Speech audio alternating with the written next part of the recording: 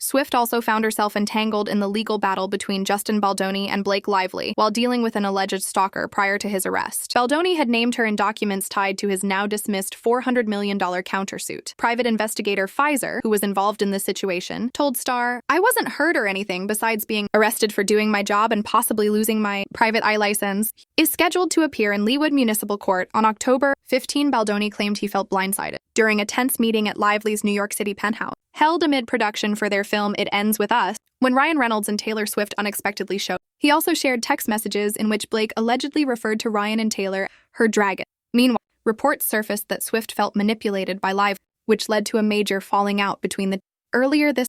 Judge Lewis Lyman denied a request from Baldoni's, the Wayfarer parties, to extend their deadline to depose. According to court documents obtained by the Wayfarer parties had sought an extension until the end of October, citing Swift's unavailability within the current discovery. In his decision, Judge Lyman ruled that the parties had failed to show good cause for the extension or explain why they had not deposed Swift. Just hours before the ruling, Swift's Doug Baldridge of Venal LP submitted a letter to the court that Swift would not sit for a deposition and would only testify.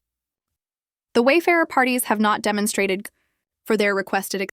Their only justification is that Ms. Swift's pre-existing professional commitments prevent her from appearing for a deposition before October 20, 2025, Judge Lyman wrote. Importantly, the Wayfarer parties provided no explanation of when they first attempted to schedule Swift's deposition, despite discovery having been ongoing for approximately 6 months. They had initially requested her deposition in May 2025, but later withdrew the subpoena. Since then, they have offered no evidence of serving a renewed subpoena. At most, their filings demonstrate that scheduling a deposition now poses logistical challenges, but they fail to explain why it could not have been conducted earlier. Having shown a lack of diligence, the request for an extension was denied. In contrast, the judge granted Blake Lively's request for additional time to depose Baldoni and his Wayfarer co-founders, Steve Sowitz and Jaime Heath. The court found that Lively had been generally diligent and that her request did not stem from carelessness, an attorney's scheduling conflict, or a shift in litigation strategy. The judge directed the three men to make themselves available within the extended deposition window. These rulings came the same day Swift's attorney submitted a letter to the court, reiterating that Swift would not voluntarily sit for a deposition and would only comply if compelled by law.